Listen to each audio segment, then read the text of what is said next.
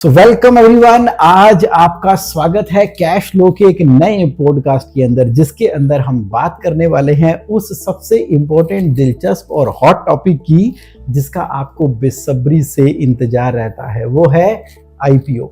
देखिए, as a business entrepreneur जब आपने कंपनी को क्रिएट किया है ना, जैसे नदी का उद्गम हुआ है समुद्र में जाने के लिए, उसी तरीके से एक कंपनी जो क्रिएट होती है ना, आपकी लाइफ टाइम के अंदर आप उसको एक नेक्स्ट लेवल के ऊपर लेकर जाते हो और अल्टीमेटली वो क्या बनती है, एक पब्लिक लिस्टेड कंपनी बनती है जो एक प्रॉब्लम को सोल्यूशन कर रही है और जनरेशन टू जनरेशन वो प्रॉब्लम को सॉल्व करती रहेगी और वैल्यू एडिशन करती रहेगी। तो आपने इसी लाइफ टाइम के दौरान एक नहीं, दो नहीं, ना जाने कितनी कंपनियों को लिस्ट करवाना है।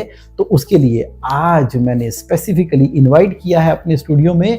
हमारे साथ में है डॉक्टर सीए सुनील गुप्ता, जो कि इंडिया के लीडिंग आईपीओ एडवाइजर हैं। उनकी फर्म जो है वो टॉप 3 आईपीओ एडवाइजर्स के अंदर में आती है और ये ना केवल एडवाइजर हैं बल्कि ये खुद एक इन्वेस्टर हैं। तो जिन कंपनियों का इनको अच्छा लगता है और जिसके अंदर पोटेंशियल है, जैसे आपकी कंपनी, तो उनके अंदर ये एज ए इन्वेस्टर इन्वेस्ट भी करते हैं। सो नाउ मैं स्वागत करना चाहूंगा। स्वागत है सुनील जी आज की एपिसोड में आपका। थैंक यू जगमोहन जी। आपसे मिलके हमेशा खुशी रहता है।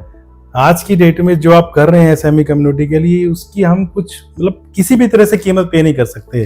देखिए, इंसान की तारीफ अपने आप खुद से करने की नहीं होती। आज मैं मार्केट में रहता हूँ, इतने लोगों से मिलता हूँ, हर इंसान आपको जानता है, हर इंसान आपका नाम लेता है। वो आपको नहीं जानता, आपके काम को जानता है। तो अगर आपने थोड़ा सा भी वैल्यूएशन उसकी लाइफ में किया ना, तो वो हमेशा ग्रेटिट्यूड फील करता रहता है। तो आपकी जो खुशबू है इतनी दूर दूर तक पूरे देश में फैली हुई है, तो इसके लिए मैं धन्यवाद देना चाहता हूँ आपका, और पूरी सोसाइटी की तरफ से भी आपको धन्यवाद करना चाहूंगा। और आपने मुझे बुलाया तो it's my privilege and gratitude, और thank you for inviting. Sir, privilege हमारा है, हमारी कम्युनिटी का है कि आपके जो एक्सपर्ट नॉलेज और जानकारी है हमें मिलने वाली है। तो मैं शुरुआत करूंगा आज की डिस्कशन के, कहाँ से आया ये आइडिया आपके माइंड में कि अब लाइफ को डेडिकेट आपने करना है आईपीओ एडवाइजरी के अंदर? सर, मैं आपको कहना चाहता हूँ, आपके साथ मेरे बड़े पुराने रिलेशनशिप हैं, और खुशबू के साथ खुशबू और बदबू के साथ बदबू फैलती है। तो मैंने काफ़ी सारे कोर्सेज किए लाइफ में। मैंने लैंडमार्क किया, आपने भी किया, मैंने फोरम किया, एडवांस किया, उसके बाद ऑटोमेशन के लिए राहुल सर का मैंने कोर्स किया, और पता नहीं कितने सारे कोर्सेज हमने किए। तो सब में एक ही चीज़ कॉमन थी, वो थी इंटीग्रिटी, और सोसाइटी को आपने कुछ देना है। जब आप इस इंटीग्रिटी के साथ और सोसाइटी को देने की इच्छा से कोई काम करते हो ना, वो पसंद अपने आप करना शुरू कर देते हो उस चीज़ को। तो मैंने बहुत सारे काम किए, as a chartered accountant, audit भी की हमने, जीएसटी पे भी काम किया, बहुत सारी चीज़ें की। बट 2 साल पहले मुझे लगा कुछ ना कुछ तो कमी है। तो मैंने देखा हम सोसाइटी को क्या दे सकते हैं। तो मैं एक आईपीओ लेके आया था, और मैंने उसके बाद उस कंपनी की उछाल को देखा। आईपीओ आने के बाद कंपनी की सोच क्या हो गई, क्या प्रॉफिटेबिलिटी हो गई, क्या वैल्यूएशन हो गई, और किस तरह से वो डे बाय डे ग्रो करती जा रही है। तो मुझे लगा जब ये कंपनी ग्रो कर सकती है तो बाकी कंपनियां भी ग्रो कर सकती हैं। दैट्स व्हाई आई डिसाइडेड मैं अपनी 23 साल की प्रैक्टिस को छोड़ता हूँ और मैं केवल आईपीओ को अपनी लाइफ दूंगा। मेरा काम लोगों को एजुकेट करना है, कैसे वो आईपीओ को लेके आए, उससे उसका फायदा क्या होने वाला है, और कैसे अपनी कंपनी को $1 बिलियन कंपनी तक पहुंचा सकते हैं। तो वैसे क्या फायदा होने वाला है, आईपीओ क्यों लेके आना है? सर देखिए, मैं आपको एक चीज कहना चाहता हूँ, इंसान 2 ही चीजें करता है, या तो वो एनजीओ चलाता है या बिजनेस करता है। ठीक है। तो जब कोई एनजीओ चला रहा है तो उसका मोटिव पैसा कमाना नहीं है, उसका काम है सोसाइटी को सर्विस देना। लेकिन जब कोई बिजनेस कर रहा है, उसका काम है एक प्रॉफिट कमाना, ग्रोथ करना।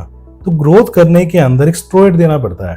आप एक बिजनेस कर रहे हो 10 साल से, 15 साल से, तो आप उसको 10-15%, 20% की ग्रोथ आप उसको दिखाते हो। बट हमें पता होना चाहिए, अगर हम उसमें आईपीओ का स्टेरॉइड डाल दें, वो कहीं ना कहीं हमारे को 10 टाइम, 12 टाइम, 50 टाइम भी हमारे को एक ऐसी वैल्यूएशंस और ऐसे प्रॉफिट पे लेके छोड़ेगा जो हम सोच सकते हैं। जो मैनिफेस्ट हम करते हैं, उस मैनिफेस्ट को पेपर पे उतारने का काम और उसको एक्चुअल में लाने का काम एक ही चीज कर सकती है, वो है आईपीओ। आईपीओ एक ऐसा रूट है जो आपको आने वाले टाइम में वैल्यूएशंस के फ्रूट देगा। तो जब तक आप आईपीओ का रूट नहीं लगाओगे, तब तक हमें वैल्यूएशन मिल ही नहीं सकती। आईपीओ का रूट लगाना, वैल्यूएशन लगाना, ये ना हमारी कम्युनिटी के लिए बड़े भारी भरकम शब्द हो रहे हैं। ये हम ये सोचते हैं अच्छा भला बिजनेस कर रहे हैं, लेकिन मैं एलिजिबल भी हूँ आईपीओ लाने के लिए? कौन है एलिजिबल जो सर लेके आ एलिजिबिलिटी सकता की है? बात करें, बेसिक सी 2 चीजें हमें ध्यान रखनी होती है। हाँ नंबर 1, हमारा बिजनेस स्केलेबल होना चाहिए। हाँ, फॉर एग्जाम्पल हम कोई ट्रेडिंग बिजनेस करते हैं, मान ठीक है। लीजिए किराना स्टोर खोल के बैठे हुए ठीक हैं है जी, और हम पार्ले जी का बिस्कुट बेचते हैं। ठीक है जी, तो अगर मैं 10 रुपए का बिस्कुट बेच रहा हूँ और साथ वाला कल 8 रुपए का बेचना स्टार्ट कर देगा, तो कस्टमर ऑटोमेटिक वहां पे मूव हो जाएगा। हाँ हम कोई वैल्यूएशंस नहीं करते।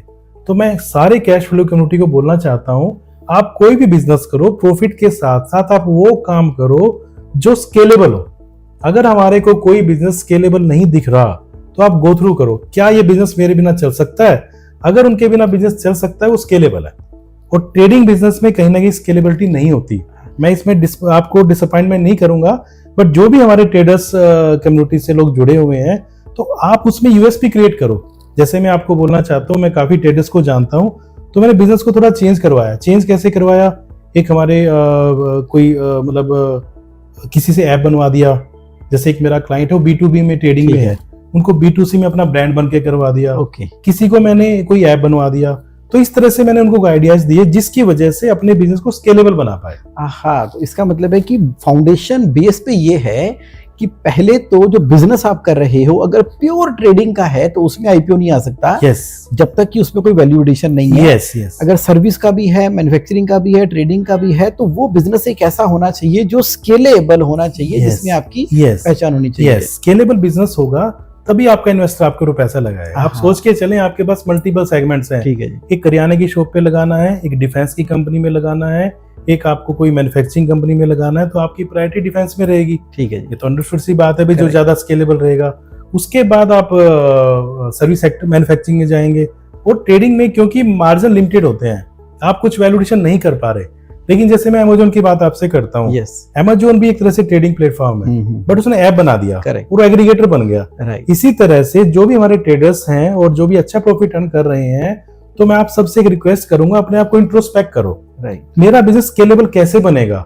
अपना खुद का ब्रांड बना सकते हैं, कोई ऐप बना सकते हैं, या बहुत सारी चीजें ऐसे मिल सकती हैं। उसके अलावा मैं आप सबसे बोलना चाहता हूँ, इन केस आपको समझ में नहीं आता क्या करें, तो मैं after meeting 500 plus businessman 1-to-1 and after discussion with 3 hours long discussion, उनके साथ हम काम करते हैं बिजनेस ओनर के साथ बैठ के, करीब 3 घंटे का हमारा सेशन रहता है। 1-to-1 बैठते हैं, ठीक है, और कैसे उस कंपनी को $1 बिलियन तक लेके जा सकते हैं। Very nice. तो उस पे कंसेप्ट पे पूरा काम करते हैं। तो आप में से कोई भी आपका कैश फ्लो का पार्टिसिपेंट से बात करना चाहता है, मैं आपसे रिक्वेस्ट करूंगा, आप मेरा पर्सनल नंबर दे सकते हो, तो I will discuss with him, और कैसे इसको स्केलेबल आपके बिजनेस को बना सकते हैं। आप आईपीओ मटेरियल हो या ना हो, इससे फर्क नहीं पड़ता, लेकिन आपकी स्केलेबिलिटी जरूर होनी चाहिए। सो ग्रेट ऑफ यू, आपकी ये तो जनरोसिटी है। आप कम्युनिटी के लिए ना इतने बड़े बड़े काम करते रहते हैं। So proud of you. Sir एक आप बताओ, इस पर कोई मॉनेटरी लिमिट भी होती है? Yes. इतनी सेल होगी तो ही कर सकते हैं, देखिए, तो नहीं स्केल कर बेस सकते? नहीं होता। जब आप पब्लिक से मनी लेते हो ना, हाँ। पब्लिक से मनी लेने के लिए आपका ना पैट रहता है, यानी आपकी ठीक है। पॉकेट में पैसा कितना आया, पैट मतलब? Profit after tax. अच्छा, प्रॉफिट टैक्स देने के बाद जो बचा, जो ओके। आपकी जेब में आया, ठीक वो है। सबसे इंपॉर्टेंट है। अच्छा, इवन जरूरत ज्यादा होगी तो नुकसान होगा। अच्छा, तो पैट रुपीज में देखना है या परसेंटेज में देखना है? देखिए, दोनों चीजें काम करती हैं। अगर आईपीओ लाना है तो एब्सोल्यूट वैल्यू में आएगा। एब्सोल्यूट वैल्यू में आएगा। यस, ठीक फॉर एग्जांपल आपका प्रॉफिट 1 करोड़ रुपए का है, ठीक है, तब आपकी एलिजिबिलिटी बन जाती है। ओके, एलिजिबिलिटी आपकी बन जाती है, आप 1 करोड़ के प्रॉफिट पे भी आईपीओ ला सकते हो।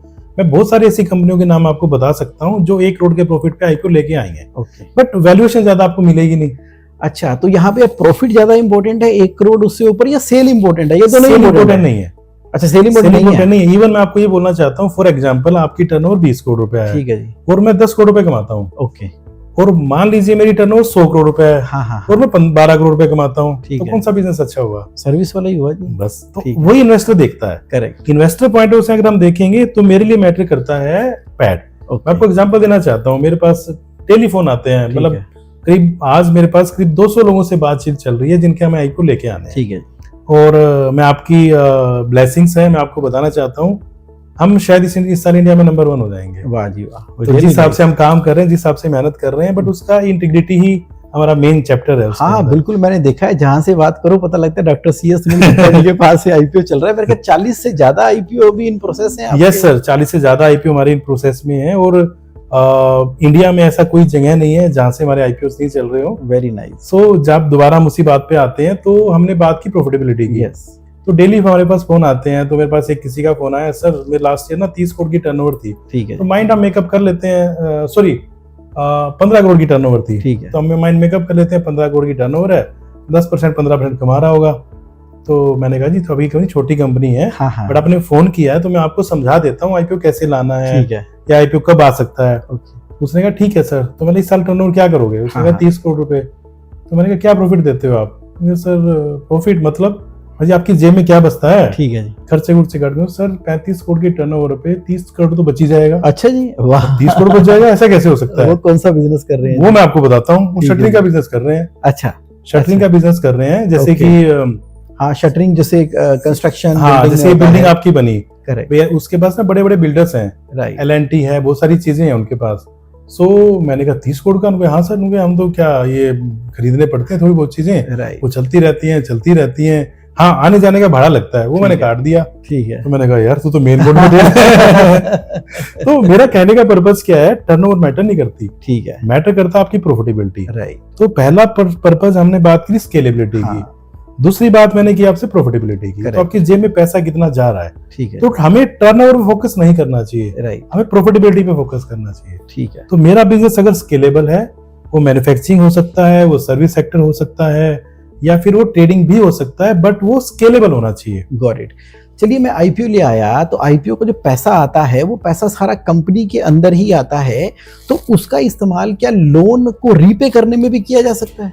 देखिए, जब आप पब्लिक से मनी लेते हो ना, हाँ, हाँ। तो पब्लिक ये बोलती है आप जिस पर्पज से यूज कर लो, हमें अच्छा। कोई फर्क नहीं पड़ता, ठीक है, बट मुझे बता दो क्या करने अच्छा, वाले हो। पहले बता दो। बता दो, उसको बोलते हैं DRHP, draft red hearing prospectus. Okay, तो एक हमें प्रोस्पेक्टस बनाना पड़ता है जहाँ पे हम बहुत सारी चीजें लिखते हैं, लाइक कंपनी करती क्या है, उसकी स्केलेबिलिटी क्या है, उसके प्रॉफिट्स क्या है, रिस्क फैक्टर क्या है, कंपटीटर कौन कौन है, बहुत सारी चीजें उसमें लिखी जाती हैं। तो उसमें हमें लिखना पड़ता है कंपनी उस पैसे का करेगी क्या। आप अच्छा। डेब्ट रिपेमेंट भी कर सकते हो, आप उससे कोई कैपिटल इन्वेस्टमेंट भी कर सकते हो, कोई प्लांट मशीनरी भी लगा तो सकते डेब्ट हो। रीपेमेंट की कोई लिमिट भी होती है कि देखो जी 100 रुपए अगर आए हैं तो आप 40% से ऊपर रीपे नहीं कर सकते या 50% से ऊपर नहीं पे कर सकते? क्योंकि ना बहुत ज्यादा मार्केट में चल रहा है कि आपने इतना लोन लेकर बिजनेस चला रहे हो, इससे अच्छा है कि इक्विटी लो और अपने लोन को रीपे कर देना। तो कहीं मॉनिटरी एज सच कोई डिफाइंड लिमिट तो नहीं है? ऐसी कोई डिफाइंड लिमिट नहीं है, बट ये ना हमारा डिस्कशन का मुद्दा है। अच्छा, जैसे कि मैं अपने बारे में बताता हूँ, अगर बिल्कुल लो लैंग्वेज, बिल्कुल ही एक इलिटेट लैंग्वेज में अपने बारे में बात Right. करता हूँ, तो मैं डॉक्टर। ठीक है जी, आप जैसे डॉक्टर के पास जाते हो, डॉक्टर क्या कहेगा, भी पहले ना स्कैनिंग करा के लाओ बॉडी ठीक की, है जी, तब मैं आपके बारे में बताऊंगा। करेक्ट, तो इसी तरह से मैंने आपके बारे में जान लेता हूँ, बिजनेस क्या कर रहे हो, कैसे कर रहे हो, फिर मैं आपकी स्कैनिंग करता हूँ। स्कैनिंग मतलब पूरी कंपनी को देखना, बिजनेस मॉडल को समझना, प्रॉफिटेबिलिटी को देखना, उन सब चीजों को देखने के बाद फिर मैं आपको डिस्कस कर बताता हूँ आपके लिए बेटर क्या है।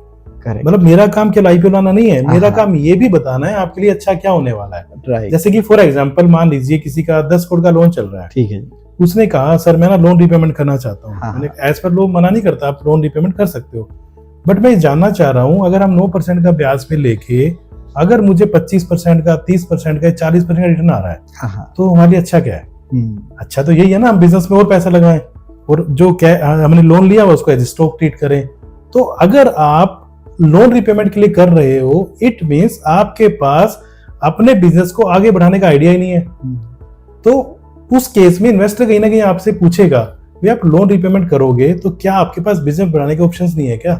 तो यानी कि फर्स्ट प्रायोरिटी हमारी रहनी चाहिए बिजनेस को बढ़ाने में लगाएं, वर्किंग कैपिटल में लगाएं, कैपिटल इन्वेस्टमेंट में करें। यस, आपके लिए मना कुछ नहीं है, आप लोन भी रिपेमेंट कर सकते हो, आप कैपेक्स में भी लगा सकते हो, वर्किंग कैपिटल में भी ले सकते हो और जनरल पर्पज से भी यूज कर सकते हो। बट करना क्या है वो हम मिलकर डिस्कस कर सकते हैं, कंपनी के लिए अच्छा क्या है। जैसे कि मैं अभी एक आईपीओ लेके आ रहा हूँ, वो एक कैशू प्रोसेसिंग कंपनी है। ओके, उसका कैशू यानी काजू की, यस, काजू की कंपनी है, वो काजू बनाती है। ठीक है, तो उसका 24-25 का प्रॉफिट पैट 20 करोड़ रुपीज का ठीक है। है जी, तो अब उनका भी थोड़ा सा लोन है, वो लोन रिपेमेंट कर सकते हैं, बट वो लोन रिपेमेंट नहीं कर रहे। उन्होंने क्या किया, उसको करीब 70 करोड़ के आसपास उनके फंड रेज होंगे। अब उसके बाद उस पैसे से नया प्लांट लगा रहे हैं। नया प्लांट लगाने से क्या होगा, वो उस बिजनेस को स्केल करेंगे और उसका प्रॉफिट 40 करोड़ रुपए हो जाएगा। तो अभी बताओ, अगर आपने उस कंपनी में पैसा लगाया तो प्रॉफिट का क्या रहे, उसका आपके शेयर का क्या भाव हो जाएगा? नेचुरली रॉकेट लगने वाले हैं शेयर के भाव को। उसमें से हम एक है कमाने वाले, करेक्ट, क्योंकि हम इन्वेस्टर है। हाँ, तो कंपनी तो कमाएगी बट हम भी कमाएंगे। तो यहाँ पर ये सवाल होता है, जैसे हम बोलते हैं ना कि इन्वेस्टर ये पूछेगा, इन्वेस्टर ये देखेगा, अरे हमारी छोटी सी कंपनी है, मान लो 4 करोड़ का प्रॉफिट है, 50 करोड़ 100 करोड़ की टर्नओवर है, तो इन्वेस्टर कौन है, कौन लगाता है पैसा इस आईपीओ के अंदर? देखिए सर, मैं भी एक इन्वेस्टर हूँ, तो मैं जो आईपीओ एडवाइजर हूँ, ये मेरा बाय प्रोडक्ट है। अच्छा। जैसे कि मेरी एक सब्जी की दुकान है और मैं आलू प्याज जो बेचता हूँ वो मेरा एडवाइजरी है। मेरी इनकम ब्रोकली बेचने से होती है या फिर बड़ी बड़ी अच्छी जो फैंसी वो सब्जियां होती है उसको मैं बेचता हूँ, वो मैं इन्वेस्टर हूँ। तो मेरा काम उन कंपनियों को ढूंढना है जिन कंपनियों की स्केलेबिलिटी अच्छी हो, मैनेजमेंट अच्छी हो, सोच अच्छी हो, तो मैं उस कंपनी में पैसा लगा दूंगा। हाँ, तभी मैं सोच रहा था आप तो इतने सालों से लाइक ऑलरेडी ये वेल सेटल्ड, तो मुझे समझ में आ रहा है कि आप बेसिकली एक इन्वेस्टर हैं और आप एडवाइजरी साथ साथ कर रहे हैं और आप सर्च कर रहे हैं उन राइट पोटेंशियल वाले बिजनेसेस को जो स्केलेबिलिटी होके ग्रो कर सकते हैं। तो यानी कि उनके अंदर जो पैसा इन्वेस्ट होना है तो वो इन्वेस्टर्स का इंतजाम भी आप करते हैं? सब मैं करता हूँ। अच्छा, मैं आपकी पूरी कैश कम्युनिटी को बोलना चाहता हूँ, आपके पास सिस्टम्स अच्छे बन गए, जगमोहन सर ने आपका कैश फ्लो स्ट्रॉन्ग कर दिया, स्ट्रॉन्ग नहीं, मुझे लगता है बहुत ज्यादा स्ट्रॉन्ग कर दिया होगा, तो आपको कैश फ्लो को देखने की रिक्वायरमेंट नहीं है। पर जगमोहन सर खुद भी चाहेंगे स्केलेबिलिटी बढ़े, बिजनेस बढ़े, वैल्यूएशन बढ़े, तो आपकी कंपनी में मैं इन्वेस्ट करना चाहता हूँ। आपका आईपीओ आए ना, वो बात अलग हो गई, आप मेरे से बात कर सकते हैं। कहीं भी आपको फंड की रिक्वायरमेंट है या आपको लगता है कि भी कब आईपीओ लाना चाहिए या आपको लगता है मुझे पैसा चाहिए, then you can talk to us. We have our alternative investment fund category 3 हमारा बहुत ही बढ़िया। ये जो अल्टरनेटिव इन्वेस्टमेंट फंड के बारे में बताओ, मैं थोड़ा एक्साइटेड हो गया हूँ, क्योंकि अल्टीमेटली कोई आईपीओ क्यों लेके आ रहा है? वो कहता है कि मेरे पास पोटेंशियल है, मुझे ग्रोथ करने के लिए पैसा चाहिए, मेरे पास डेप्ट ज्यादा हो गया, वो खत्म करना है, यानी कि कोई ना कोई अपॉर्चुनिटी होती है। तो ये जो वर्ड यूज किया आपने, मैंने काफी सुना है, अल्टरनेटिव इन्वेस्टमेंट फंड, ये आखिर होता क्या है? ये सर ये होता है, आपने वारेन बफे का नाम सुना, झुनझुनवाला का नाम सुना, तो ये लोग ना किंग मेकर्स हैं। ये लोग पूरी दुनिया चलाते हैं। ठीक है। जैसे कि एप्पल की बात करते हो, टिम कुक उनके सीईओ हैं, वो एक एम्प्लॉय की तरह से काम करते हैं। उनके असली मालिक वारेन बफे है, उसके पास 20-25% शेयर है। कोका कोला कंपनी की बात करें, उसके असली मालिक वारेन बफे है। हर 10 में से एक कोका कोला कंपनी का रिवेन्यू प्रॉफिट वारेन बफेट की पॉकेट में जाता है। तो इसी तरह से कंपनी को चलाने वाले लोग इन्वेस्टर्स होते हैं। जोमेटो की अगर मैं बात करता हूँ, जोमेटो का जो ओनर है दीपेंद्र गौर, उसके पास 4.5 से 5% की होल्डिंग ही है। कंपनी की वैल्यूएशन 2 लाख करोड़ रुपए है, उसके पास 10,000 करोड़ के शेयर्स हैं बस। तो कहने का पर्पज क्या है, असली जो किंग मेकर हैं, जो पैसा बनाने वाली मशीन है, वो इन्वेस्टर है। तो ये मैं आपके चैनल पे पूरा डिस्क्लोज कर रहा हूँ इसके बारे में। तो जैसे म्यूचुअल फंड्स आप देखते हो, वो सब एआईएफ का ही एक तरह से पार्ट है। यानी कि जब कुछ लोग मिलके, बड़े बड़े लोग मिलके एक एआईएफ बनाया, उसको सेबी से रजिस्टर कराना पड़ता है। अच्छा। काफी सारे पेपर वर्क रहता है, काफी सारे एक्सपेंसेस भी होते हैं, बहुत सारी फीस भी लगती है। तो वो हम उसको पैसा उसमें डालते हैं, उस पैसे के थ्रू हम एंकर इन्वेस्ट कर सकते हैं। अच्छा। एंकर इन्वेस्टर जैसे वारेन बफेट, झुनझुनवाला, ये भी एंकर इन्वेस्टर ही है। तो जितने ज्यादा अच्छे एंकर इन्वेस्टर्स आएंगे तो उतना अच्छा कंपनी का शेयर चलता है। जैसे कि मान लीजिए किसी ने कैश फ्लो करा, करेक्ट, और जगमोहन जी से कैश फ्लो करा, या मेरे से करा, तो किसको सुना जाएगा? आपको। आप ब्रांड हो, मेरे से कैश फ्लो कौन करेगा, क्योंकि मैं तो जानता नहीं। इसी तरह से अगर कोई इन्वेस्टर, अच्छा इन्वेस्टर आपकी उसमें आ गया, करेक्ट, शेयर चल जाता है। हाँ, अगर किसी अच्छे इन्वेस्टर ने आपकी कंपनी में इन्वेस्ट कर दिया, तो बाकी लोग तो वैसे भी इन्वेस्ट कर देते हैं कि अगर इसमें इन्वेस्ट किया हुआ है। यस, अगर जगमोहन जी ने बोल दिया कि भाई ये अच्छी कंपनी है, करेक्ट, तो जगमोहन जी ब्रांड है। राइट। इसी तरह से कोई, मोदी जी आज बोल के जाते हैं देश में, भाई ये चीज अच्छी है, मोदी जी ने कहा तालियां बजाओ, तालियां बजा दी, क्योंकि एक ब्रांड ने बोला। इसी तरह से आईपीओ के अंदर बहुत सारे ब्रांड्स हैं, वो एंकर्स होते हैं, किसी के नाम से चीजें चल पड़ती हैं। अच्छा, तो मेरा ये समझ में आया कि सेबी यानी कि security exchange board of India के द्वारा अप्रूव्ड एक अल्टरनेटिव इन्वेस्टमेंट फंड होता है, और ये ग्रुप ऑफ पीपल होते हैं जो मार्केट में रिनाउंड भी हो सकते हैं। मान लो Jhunjhunwala ji one of the party of AIF है। अब इस एआईएफ ने आपके आईपीओ में पैसा इन्वेस्ट कर दिया, तो आगे और इन्वेस्ट होने की संभावना है। तो यहाँ पर सवाल फिर ये पैदा होता है कि इनको ढूंढेगा कौन, हम तो नहीं जानते एज ए आईपीओ लाने वाले। यस सर, मैं आपको बताना चाहता हूँ, ये काफी ज्यादा अनअवेयरनेस है अभी। हाँ। आईपीओ को लेके हम सोचते हैं अभी आईपीओ लाए तो कहाँ जाए। अगर आप किसी से ही पूछोगे, मतलब कोई भी बोल सकता है मैं आईपीओ लाता हूँ, बट जैसे कि मैं आपको बोलता हूँ, अगर आपको कुछ प्रॉब्लम है, किसी को डिजीज है, तो अच्छे डॉक्टर को ढूंढता है। राइट। किसी को घर बनाना है तो एक अच्छे आर्किटेक्ट को ढूंढता है। बिना आर्किटेक्ट के आप अच्छा घर नहीं बना सकते, और बिना अच्छे डॉक्टर के हम अपने अच्छी मेडिसिन नहीं खरीद सकते, अपने आप को ट्रीट नहीं कर सकते। उसी तरह से अगर आपके पास एक अच्छा एडवाइजर नहीं होगा तब तक आप अच्छा आईपीओ नहीं ला सकते। तो आपको एक अच्छा आईपीओ एडवाइजर ढूंढना है। अच्छा आईपीओ एडवाइजर कैसे ढूंढोगे? जैसे मैं हूं, मैं अपने आप को अच्छा बोल सकता हूँ, हर कोई अच्छा बोल सकता है। जब आप 2 लोगों से 3 लोगों से मिलोगे तो अपने आप आपको बाद में समझ में आ पता लग जाएगा कि मैं तो देख ही रहा हूँ ना, मार्केट में हर कोई आईपीओ एडवाइजर बना हुआ है, और वो क्या करता है, आईपीओ एडवाइजर कह के और फिर उन्होंने एक मर्चेंट बैंकर से जोड़ दिया है। तो उसके बाद मैं कौन और तू कौन, आना चाहिए था नहीं आना चाहिए, भाई साहब मैंने तो आपको मर्चेंट बैंकर से मिलवा दिया था, मेरा इतना काम है, जितने आएंगे। इसका मतलब है कि जो राइट डॉक्टर है उसके पास अपना पीछे पूरा हॉस्पिटल भी है, पूरा इंतजाम भी है, पूरे इन्वेस्टर भी है। मेरे पास 35 से 40 लोगों का स्टाफ है, और आप यकीन मानना मैं किसी को भी एडवाइस करता हूँ तो मैं कभी उसको मर्चेंट बैंकर के पास लेके जाता ही नहीं शुरू। ठीक है जी। मैं 6 महीने लगाता हूँ उसके ऊपर, उसके प्रॉफिट्स के ऊपर, उसकी वैल्यूएशंस के ऊपर, उसकी बुक्स को ठीक करने के ऊपर, उसकी कंपाउंडिंग करवानी है, उसका स्टैंपिंग करानी है। तो मेरे पास जो मर्चेंट बैंकर के पास टीम रहती है उससे भी बड़ी टीम हमने ऑफिस में रखी हुई है। हमारा काम है उसको प्रिपेयर करना। अगर आज कोई मेरे पास आएगा, कम से कम उसको 5 से 6 महीने चाहिए मर्चेंट बैंकर से मिलने के लिए। जब तक हमने शादी की डेट फिक्स कर दी, ना मैंने कपड़े सिलवाए, ना मैंने टेंट लगाया, ना मैंने घोड़ी बुक करी, तो कैसे मैं दुल्हन को लेने जा सकता हूँ? तो मर्चेंट बैंकर एक दुल्हन है। जब तक आप उसके पास जाने के लिए अच्छे कपड़े नहीं डालोगे, अच्छे बुक्स को ठीक नहीं करोगे, प्रॉफिट्स को ठीक नहीं करोगे, तो आपके पास कोई अच्छा मर्चेंट बैंकर आएगा भी नहीं। तो वो काम सब हमारा है। तो आप 2-3 लोगों से मिलोगे ना, तो आपके कैश फ्लो के जितने भी आपके पार्टिसिपेंट्स हैं, जितने भी मेंबर्स हैं, सब समझ जाते हैं अच्छा कौन और बुरा कौन। आप 3 लोगों से मिलो, आपको समझ में आएगा कौन अच्छा है। बिल्कुल जी। आज आपने ना बहुत सारे पॉइंट हमारे क्लियर किए हैं। बिजनेस आपका कोई भी हो, लेकिन उस बिजनेस के अंदर स्केलेबिलिटी होनी चाहिए। बिजनेस में जो मैटर कर रहा है वो प्रॉफिट आफ्टर टैक्स यानी कि पैट मैटर कर रहा है, जिसका स्टार्टिंग पॉइंट है कि साल में कम से कम 1 करोड़ का तो प्रॉफिट कमाओ, ताकि उसको जब हम मनी के मल्टीप्लायर से निकालेंगे तो उसकी वैल्यूएशन निकल कर आएगी। सेल उतना मैटर नहीं कर रही जितना कि प्रॉफिट मैटर कर रहा है। और उसके बाद आईपीओ लाने की कोई जल्दी नहीं है। पहले समझना है कि मेरी एलिजिबिलिटी बन रही है, मुझे अब आना है, 1 साल बाद आना है, 2 साल बाद आना है। जब शादी की डेट जैसे आपने बताया डिक्लेयर होगी, उस हिसाब से हमने कपड़े सिलवाने हैं, कार्ड की तैयारी करनी है, पूरी की पूरी सिस्टम को करना है। और इस पैसों का इस्तेमाल जो हो सकता है वो लोन को रीपेमेंट करने के लिए भी हो सकता है। लेकिन आपने एग्जाम्पल किया कि कई बार लोन रीपे नहीं भी कर रहे और हम बिजनेस को एक्सपेंड कर रहे हैं, जैसे प्रॉफिटेबिलिटी उसकी नेक्स्ट लेवल पे जा रही है और कंपनी की वैल्यूएशन ना जाने कितने ऊपर बढ़ती चली जा रही है। तो हमें वहां से एडवाइस लेना है जो कि इन्वेस्टर हैं। And we are so fortunate कि आज हमारे साथ में इन्वेस्टर आईपीओ एडवाइजर हैं। और आपकी एक बात बड़ी दिलचस्प लगी मुझे, आप कह रहे हो कि हम तो मर्चेंट बैंकर के पास तो पहले लेकर ही नहीं जाते, जाना ही नहीं है उसके पास, बनता भी नहीं है। मैं आपको बताता हूँ, देखिए गिने चुने अच्छे लोग हैं सर, राइट। मतलब अगर मैं मर्चेंट बैंकर की बात करता हूँ, आज की डेट में इंडिया के अंदर मुझे लगता है 100+ मर्चेंट बैंकर्स होंगे। करेक्ट। यकीन मानना लेस देन 10 नंबर्स ऐसे होंगे जो अच्छे होंगे।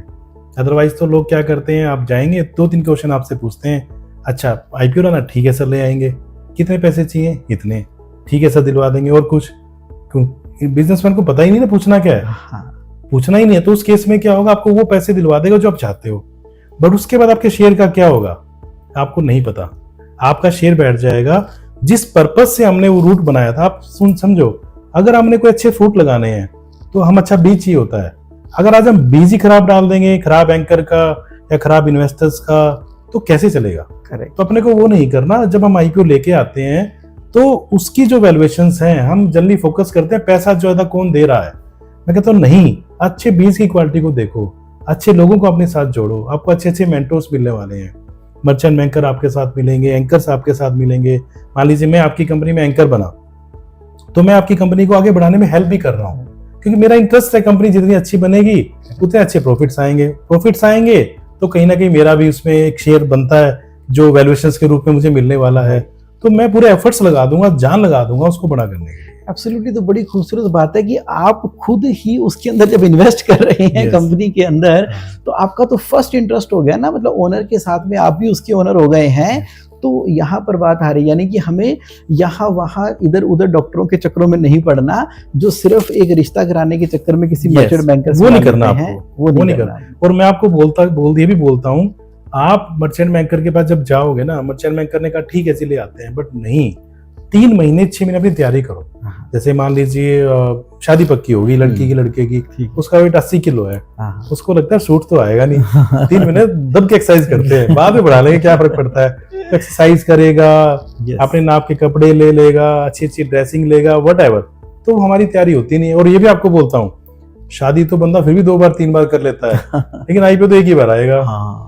आईपीओ एक बार आएगा। मार्केट में एक बार क्रेडिबिलिटी अगर खराब होगी, उसकी दोबारा जिंदगी में कभी नहीं बन सकती। आपने विजय माल्या का एग्जांपल लेके देखो, अब उनका पॉडकास्ट पीछे सुना होगा आपने, राज के साथ आया। हाँ, तो उस केस में क्या हुआ, अब इन लोगों ने पैसा लेके भाग गए। अगर आज विजय माल्या यहाँ पे ना सेमीकंडक्टर कंपनी भी खोल दे, क्या पैसा लगाओगे आप उसमें? नहीं लगाएंगे। क्यों? Credibility zero. और एक चीज और आपसे कहना चाहता हूँ, इंटीग्रिटी की जब हम बात करते हैं, पब्लिक मनी ना बड़ा एक अच्छी रिस्पॉन्सिबिलिटी लेके आपके साथ आता है। पैसा सब कुछ नहीं होता। अब सपोज करो आपके यहाँ एक रिक्शा वाला है या छोटा सा पीएनबी है, वो भी किसी कंपनी पैसा इन्वेस्ट कर रहा है, और हमने झूठ बोल के गलती से या जैसे भी करके हमने उससे पैसा ले लिया, करेक्ट, और हम उस पैसे को लेके भाग गए या गलत जगह इस्तेमाल कर दिया। उसके पैसे जो उसने 10,000 रुपये आपकी कंपनी में लगाए और वो 2,000 रुपये रह गए, तो आपको क्या पैसा वो फलेगा? वो नहीं। लेकिन अब वो पैसा फलेगा नहीं, हम अंदर से इंटीग्रिटी की बात करते हैं, करेक्ट, और हम उसको देख ही नहीं रहे। तो मैं आप सबसे कहना चाहूंगा, जो भी हमारे कैश फ्लो के दर्शक देख रहे हैं, आप प्लीज आईपीओ लाते हुए वैल्यूएशन आपको नहीं देखना कि भी वो 15 की वैल्यूएशन दे रहा है, वो 25 की वैल्यूएशन दे रहा है, तो मैं उसके पास ही जाऊं जो ज्यादा मुझे वैल्यू दे रहा है। आपको इस बात का ध्यान रखना होगा भी वो पैसा आएगा कहां से, उसका सोर्स क्या है। एक पैसा सच्चा पैसा भी होता है, एक पैसा झूठा पैसा भी होता है, एक ब्लैक भी होता है, एक व्हाइट भी होता है। किसी की आत्मा को दुखा के हमें कोई पैसा लेने का हक नहीं बनता।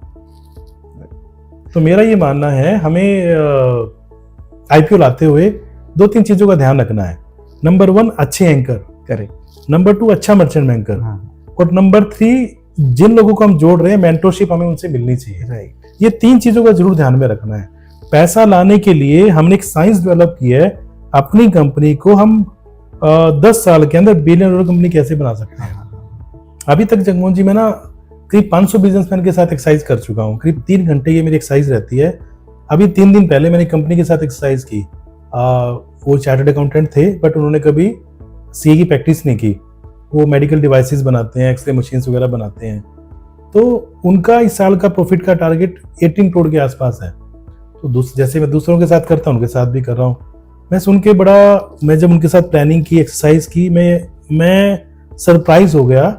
आफ्टर 10 ईयर्स उनकी कंपनी 40,000 करोड़ की बन रही थी। मैंने आज तक कोई कंपनी, एसएमई कंपनी 40,000 करोड़ की पेपर पे भी नहीं बनाई। 8,000 करोड़, 10,000 करोड़, 15,000 करोड़ तक मैं जा पाया।